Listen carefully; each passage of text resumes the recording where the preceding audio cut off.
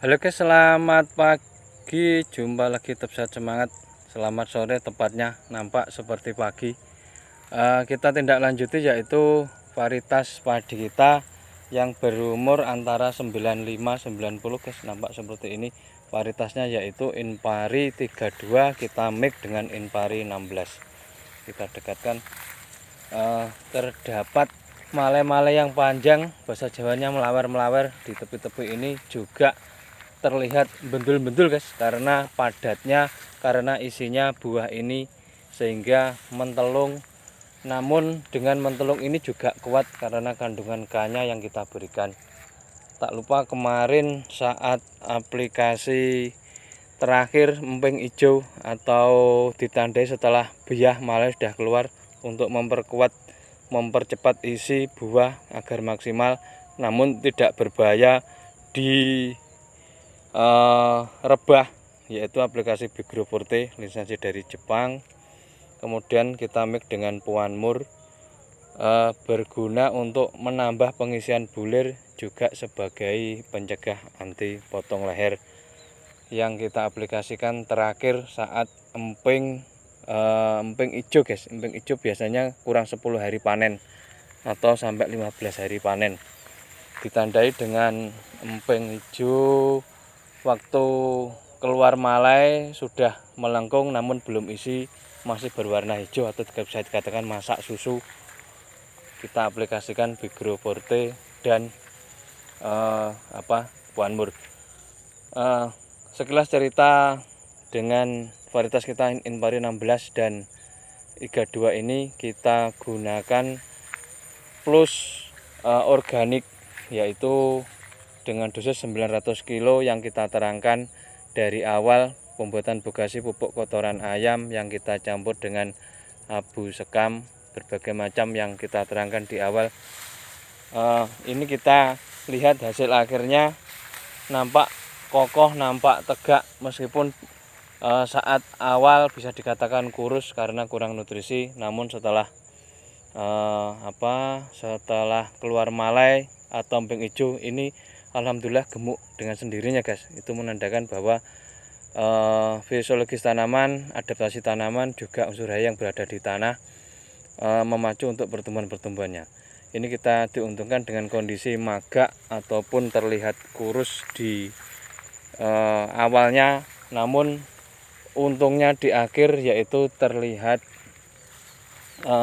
kuat, kokoh, sehingga mengurangi untuk rebah-rebah di dalam tanaman tersebut. Diketahui di sekitaran kita di kejauhan, yaitu beberapa tempat yang mengalami rubuh karena kurangnya nutrisi K dan nitrogennya yang berlebih. Nampak di kejauhan, namun kita tidak bisa melihat dari jarak dekat. Dengan kondisi ini kita diuntungkan gabah lebih bernas, meskipun agak sedikit kurus, namun isi semua, tidak ada batang-batang anakan yang vegetatif, yang artinya anakan semu, anakan yang tidak mengeluarkan malai. Ini kemarin pupuknya cukup NPK 300 kilo sekali pupuk kita icirkan dengan campuran bogasi 900 kilo per hektarnya. Nampak seperti ini. Ini di milik kita 1 hektar ini alhamdulillah hanya beberapa yang loyok guys, tidak begitu signifikan untuk kerobohan. Disarankan untuk Inpari 32 di daerah sini guys mungkin, atau di daerah yang lain. Inpari 32 ini kelemahannya memang gampang roboh, maka dari itu disarankan untuk mencampur dengan varietas yang kira-kira tingginya sama, kuat, dan umurnya sama. Ini sebenarnya Inpari 16 ini memang agak panjang, tapi kita mix dengan Inpari 32, alhamdulillah jadinya seperti ini. Malainya panjang, tanaman juga tumbuh serempak sama. Yang berumur panjang berakhir dengan berumur pendek selisih 5 hari bila dicampur seperti ini. Ini lebaran min 3 min 4, nanti diperkirakan lebaran plus 5 ataupun plus 7 ini sudah bisa dipetik. Nampak seperti ini. Kelebihannya yaitu menanggulangi roboh, karena apapun bagusnya padi, jika kondisi roboh akan menjadi jeleknya tanaman tersebut. Saran untuk pencampuran yang ada yaitu gunakan mungkin Cibogo mix dengan 32 ataupun Bayo Peburu dengan 32. Yang bagus kemarin adalah Logawa Premium, kuat sekali menahan roboh dengan 32 ataupun apapun itu. Campurkan yang umurnya sama dan tingginya sama biar nanti tidak tinggi pendek yang terlihat kurang menyenangkan. Namun di beberapa daerah yang dicampur malah bagus guys, artinya juga tahan terhadap hama penyakit, juga tahan rubuh, juga hasilnya agak banyak. Nampak seperti ini. Sore hari sama-sama lihat. Ini kita lihatkan varietas Inpari 32 yang milik sebelah, tetangga sebelah. Ini kita bergeser ke sebelah kiri, di jalan ada pematang sungai. Ini adalah full Inpari 32 guys. Ini yang sudah ditali, terlihat besar-besar memang untuk gabah-gabahnya, terlihat tinggi tanamannya, malainya juga ada yang landung, ada yang magak. Namun besaran buah tidak bisa dipungkiri memang Inpari 32 kokohnya, terus bobotnya, rasanya memang unggul di segala varietas. Ini adalah contoh 32 yang roboh guys. Ini yang sudah ditali, ini yang sudah dilakukan perlakuan, artinya menambah biaya penalian, menambah biaya ongkos produksi sehingga ketemunya mahal. Belum lagi ditambah dengan penalian ini akan berakibat menurunnya hasil karena pasti patah, unsur hara tidak bisa maksimal. Namun meskipun nambah biaya, setidaknya mengurangi kerugian yang diderita karena rubuhnya ini. Nampak rubuh sebelah ini juga Inpari 32. Ini nyampe ke sana di kejauhan masih ada itu petani teman kita yang mendirikan. Ini bisa dikatakan rubuh meleset guys, atau sejenis tikar. Nampak seperti ini. Ini bayangkan ini untuk biaya operasionalnya nali ini lebih banyak dibanding pewatunan manual ataupun pewatunan yang lain. Ini yang sebelah kiri sebenarnya sampai ujung sana sudah ditali bagus, mungkin biayanya juga membengkak. Yang sebelah kiri ini belum. Kita bergeser ke sebelah kanan, kita akan mereview sama-sama Inpari 32 dan Inpari 16. Ini kebetulan milik kita, memang ada rumput sedikit tembus guys. Ini sudah watun satu kali kemarin, di sela-selanya pasti ada. Kemudian kita bergeser ke sebelah kiri lagi, sama-sama tanamnya selisih 15 hari. Ini yang lurus ini milik kita, yang tanpa rubuh ini kebetulan milik kita, alhamdulillah 1 hektar. Sebelah kiri ini luasan setengah hektar, sama-sama kondisinya sama-sama varietasnya sama Inpari 16 dan 32 yang kita mix. Tingginya dapat, terlalu subur, nitrogennya berlebih, airnya juga berlebih. Ini juga mengalami kerobohan. Artinya di sini kita simpulkan bahwa setiap perlakuan kita di petani umumnya, bahwa yang kita soroti milik kita perlakuan dengan kalsium, ZK, juga nitrogen kita batasi. Artinya kita setel magak biar tidak rubuh, sangat terlihat sekali.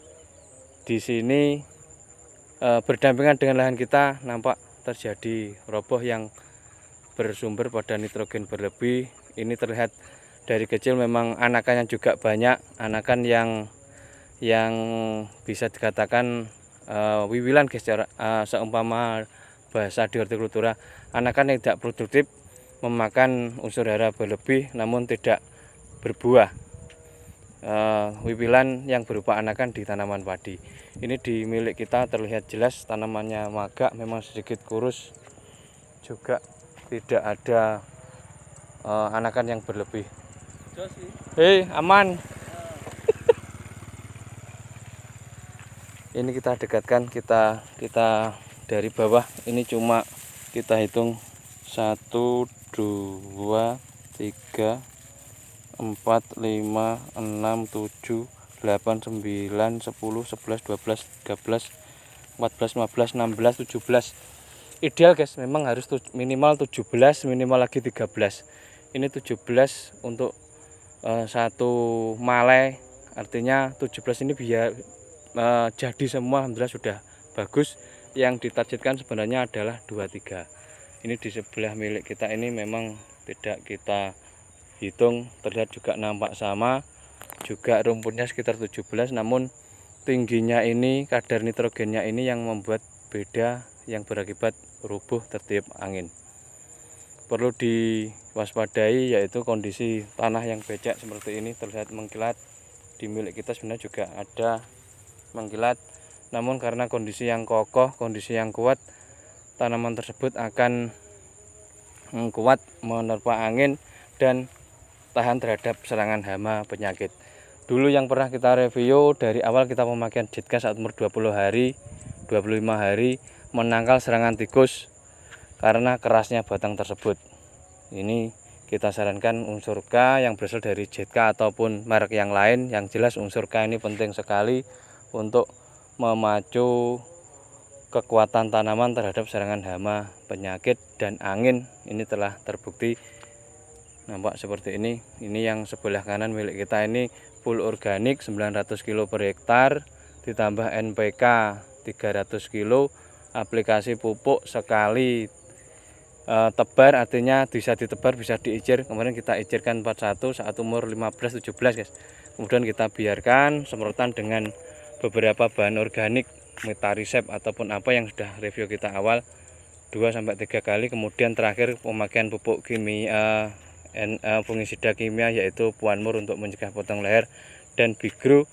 Penggunaan Bigro ini memang sangat bertentangan dengan kondisi tanaman, karena Bigro biasanya karena gibberellin acid memacu pertumbuhan terlalu tinggi yang berakibat akan roboh ataupun terjadi berlebih untuk tingginya. Alhamdulillah yang Bigro dari impor dari PT Sundaba guys, ini memang cocok untuk terakhir ataupun finishing malainya saat masak susu kita berikan. Itu pun juga tergantung dari kondisi tanaman, bila sudah subur bisa dikurangi, bila magak seperti milik kita ini bisa diaplikasikan.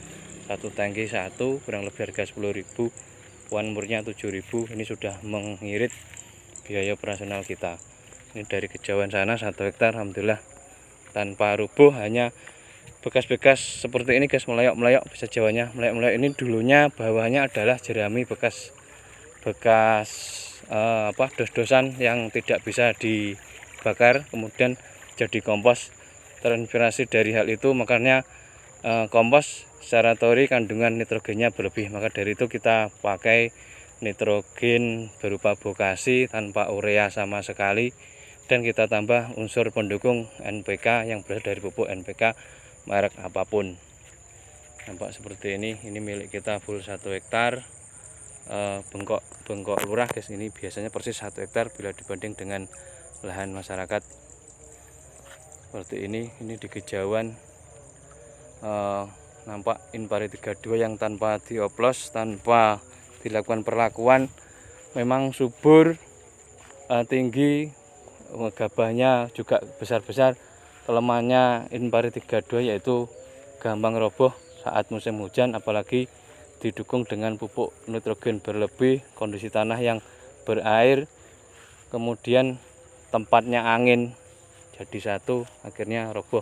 Ini memang daerah-daerah sini seringkali terjadi roboh guys. Mungkin di daerah yang lain bisa jadi amati pelajaran bahwa musim penghujan intensitas matahari juga kurang, air hujan tinggi, penyiraman kurang, akhirnya pemicu yaitu roboh. Pak, seperti ini di kejauhan. Ini juga nambah biaya, untung sudah isi. Kalau belum berisi pastinya akan menambah biaya lagi. Pak, seperti itu kurang lebih gitu guys untuk kali ini. Nanti kita sambung dengan season yang lain.